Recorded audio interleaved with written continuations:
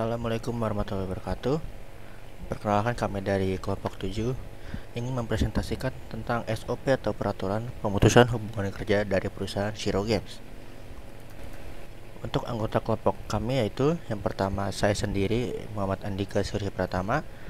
Lalu rekan saya ada dua, yaitu Deka Saputra dan Muhammad Arik Azalfa. Lalu selanjutnya di sini ada daftar isi.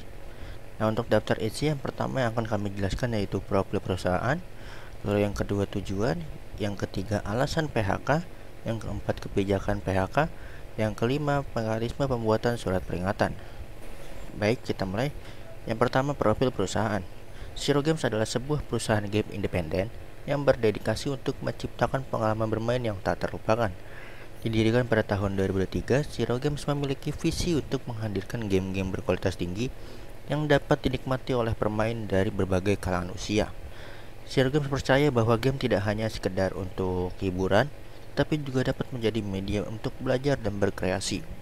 Oleh karena itu, Shiro Games selalu berusaha untuk menyajikan cerita yang menarik, gameplay yang inovatif, visual yang memukau, dan dalam setiap proyek perusahaan. Lalu selanjutnya adalah tujuan.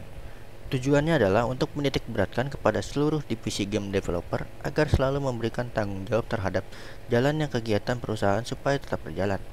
Dan pengurangan tenaga kerja ini dilakukan karena faktor tertentu yang menyebabkan kesulitan, kerusakan, atau kerugian bagi perusahaan. Lalu selanjutnya ada alasan terhadap pemutusan hubungan kerja. Yang pertama ada alasan yang berhubungan dengan karyawan. Nah, yang pertama ini ada pelanggaran terhadap kedisiplinan yang berat dan berulang kali. Yang kedua, kegagalan dalam mencapai target kinerja yang telah ditetapkan. Yang ketiga, melakukan tindakan yang merugikan perusahaan atau melanggar hukum. Yang keempat, penyakit yang mengakibatkan karyawan tidak dapat menjalankan pekerjaannya. Itu untuk alasan yang berhubungan dengan karyawan. Lalu selanjutnya ada alasan yang berhubungan dengan perusahaan. Yang pertama ini pengurangan jumlah tim diakibatkan perubahan struktur perusahaan atau efisiensi biaya. Yang kedua, perusahaan tidak dapat melanjutkan operasionalnya karena alasan keuangan atau bisnis sehingga bisa menyebabkan tutup sementara.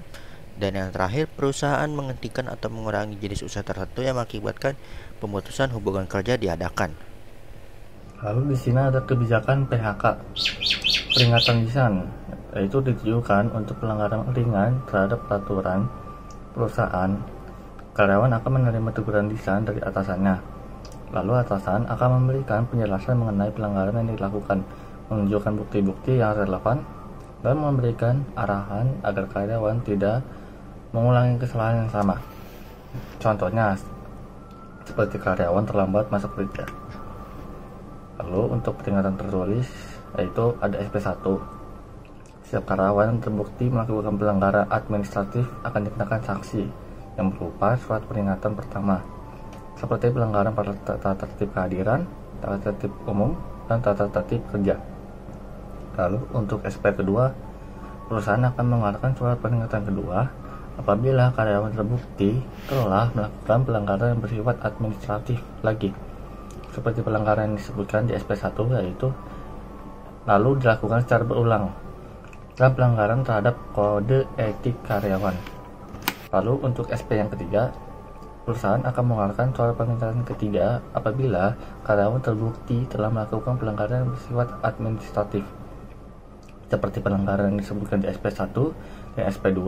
Apabila dilakukan secara berulang, perusahaan dapat secara langsung membuat surat peringatan ketiga atau SP3, yang apabila karyawan melakukan pelanggaran berat seperti yang disebutkan pada UU nomor 13 tahun 2003 pasal 158 dan peraturan pemerintah dan 35 tahun 2021 pasal 36.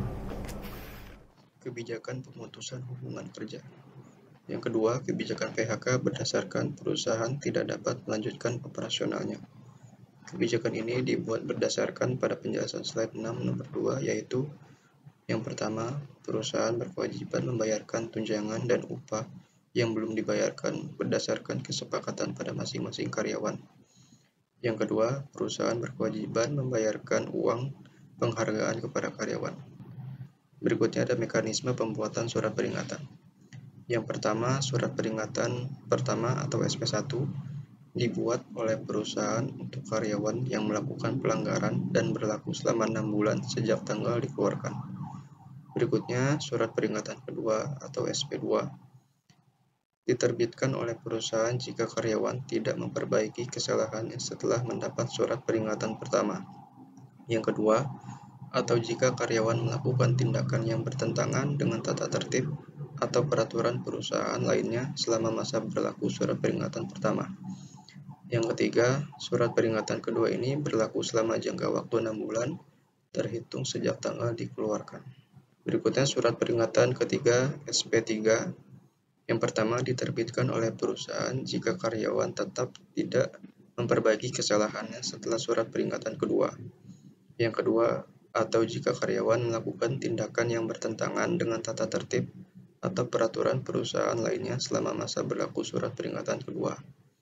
Yang ketiga, surat peringatan ketiga harus mendapatkan persetujuan dari CEO perusahaan dan berlaku selama 6 bulan.